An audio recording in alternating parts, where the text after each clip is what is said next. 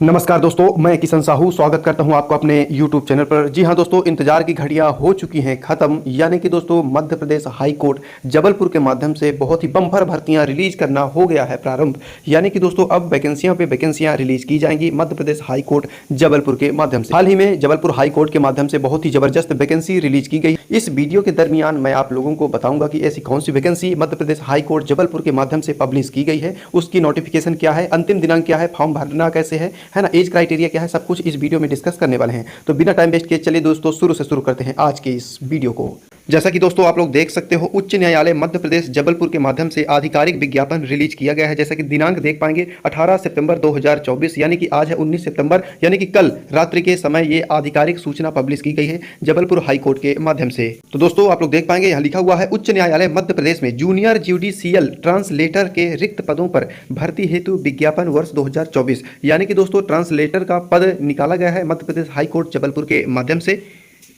तो दोस्तों यहाँ इंपॉर्टेंट डेट की यदि बात की जाए तो आप लोग देख पाएंगे ऑनलाइन आवेदन करने की प्रारंभ तिथि 18 सितंबर 2024 दोपहर 12 बजे से प्रारंभ हो चुकी है। इसके बाद ऑनलाइन आवेदन भुगतान सहित करने की अंतिम तिथि, यानी कि ऑनलाइन आवेदन करने की अंतिम जो कि दिनांक है 30 सितंबर 2024, यानी कि दोस्तों आप लोग समझ सकते हो सिर्फ और सिर्फ मात्र 12 दिन का आप लोगों को शेष समय दिया गया है इस वैकेंसी के अंतर्गत आवेदन करने के लिए। यदि आप लोग इच्छुक हो और इसके अंतर्गत निर्धारित योग्यता रखते हो तो बिल्कुल आप लोगों को बढ़ चढ़कर इस वैकेंसी के अंतर्गत आवेदन करना चाहिए। मध्य प्रदेश हाईकोर्ट जबलपुर के माध्यम से जो वैकेंसियां रिलीज की जाती हैं दोस्तों, वो बिल्कुल परमानेंट बेस पर होती है, यानी कि शुद्ध प्योर सरकारी नौकरी होती है और बिल्कुल अच्छी नौकरी होती है। बढ़िया आप लोगों को सैलरी वगैरह देखने को मिलेगी। अब दोस्तों इस वैकेंसी के अंतर्गत पदों की संख्या देख लेते हैं। जैसे कि आप लोग देख पाएंगे, name of the post junior judicial translator का जो कि पोस्ट रिलीज किया गया है। इसके अंतर्गत जो कि वैकेंसियों की बात की जाए, जैसे कि आप लोग देख सकते हो अनरिजर्व यानी कि जनरल कैटेगरी की जो कि पोस्ट है 23 टोटल, 23 में से एक है पीएच यानी कि फिजिकल विद डिसेबिलिटी का, यानी दिव्यांग भाई के लिए है एक रिजर्व। इसके बाद ओबीसी कैटेगरी की 6 पोस्ट है।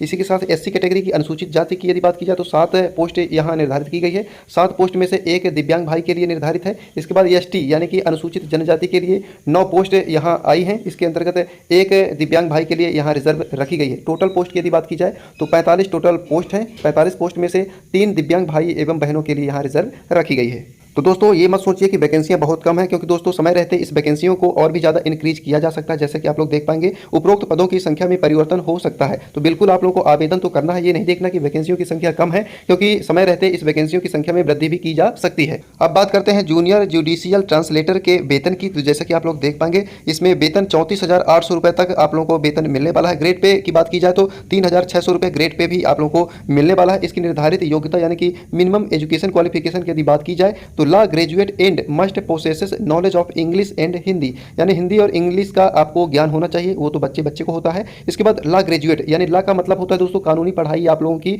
होनी चाहिए, यानी कि आप लोगों के पास एलएलबी हो या फिर बीए एलएलबी हो, यानी कि कानूनी पढ़ाई जो भी होती है लॉ की पढ़ाई, उसमें आप लोगों का ग्रेजुएशन होना चाहिए। इसी के साथ आप लोगों को नॉलेज ऑफ कंप्यूटर एप्लीकेशन यानी कि कंप्यूटर का बेसिक नॉलेज आप लोगों के पास होना चाहिए, जो कि आज की डेट में हर इंसान के पास बेसिक कंप्यूटर नॉलेज होता ही है। इसी के साथ दोस्तों उम्र की बात की जाए तो 18 वर्ष से 35 वर्ष यहाँ एज निर्धारित की गई है। तो 35 वर्ष यदि आप लोगों की एज हो गई है और लॉ की पढ़ाई आप लोगों की कंप्लीट है तो बिल्कुल आप लोग एलिजिबल हो इस वैकेंसी के अंतर्गत आवेदन करने के लिए।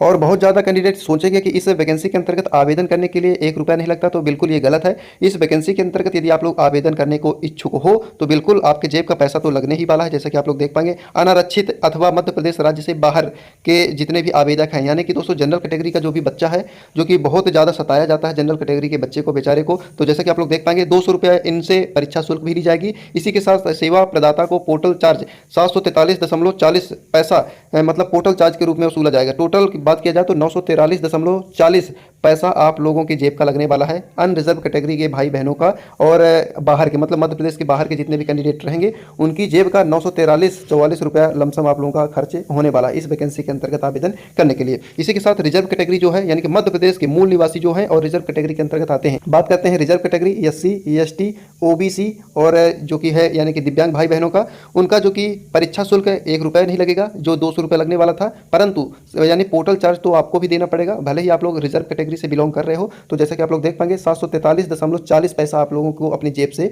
भरना पड़ेगा, तो जो कि बहुत ज़्यादा पोर्टल चार्ज के नाम पर यहाँ वसूला जा रहा है दोस्तों।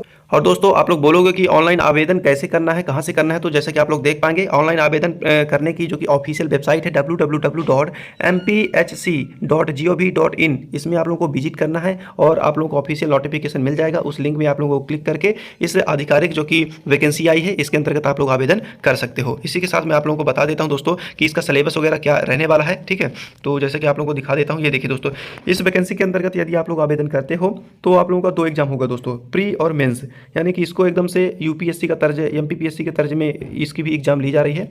प्री होता है, मेंस होता है, बस इंटरव्यू नहीं होगा इसमें।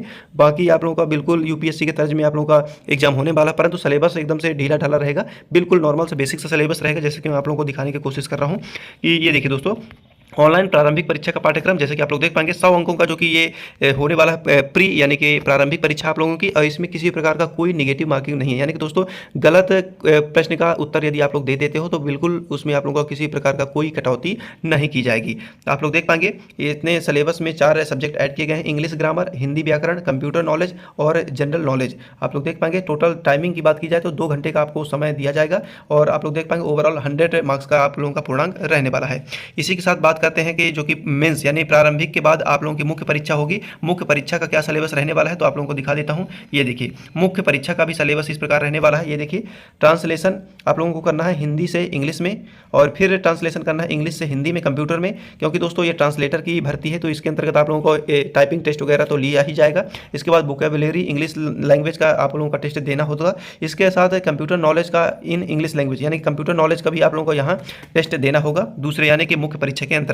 तो दोस्तों सिलेबस वगैरह इतना हार्ड नहीं है, बिल्कुल आप लोगों को आवेदन करना चाहिए। यदि आप लोग कानूनी पढ़ाई यानी कि एलएलबी बीएलएलबी वगैरह किए हो तो बिल्कुल आप लोगों को आवेदन करना चाहिए। हमारा तो ये मतलब ग्रेजुएशन में एलएलबी बीएलएलबी किए ही नहीं है, नहीं तो हम खुद ही इस वैकेंसी के अंतर्गत आवेदन जरूर से जरूर करते, क्योंकि हमारी टाइपिंग स्पीड वगैरह बहुत ही अच्छी है, कोई दिक्कत नहीं है। इसीलिए दोस्तों आप लोगों को बिल्कुल इस वैकेंसी के अंतर्गत आवेदन बढ़ चढ़ के करना चाहिए। अगर आप लोगों को नहीं करना तो आप लोगों के जो भी परिचित में हो, जिनका एलएलबी बीएलएलबी वगैरह कंप्लीट हो, तो उन भाई को इस वैकेंसी के बारे में जरूर बताइएगा। ये वीडियो बहुत ज़्यादा इंपॉर्टेंट है, उन भाई को जरूर से जरूर फॉरवर्ड कर दीजिएगा दोस्तों। तो दोस्तों इसी प्रकार के मध्य प्रदेश से रिलेटेड और भी नई नई भर्तियां जो भी आती हैं सबसे पहले अपडेट प्राप्त करने के लिए तो अपने छोटे भाई के यूट्यूब चैनल को सब्सक्राइब करके बेल आइकन जरूर प्रेस कर लीजिएगा। चलिए आज के लिए बस इतना ही दोस्तों, थैंक्स फॉर वॉचिंग।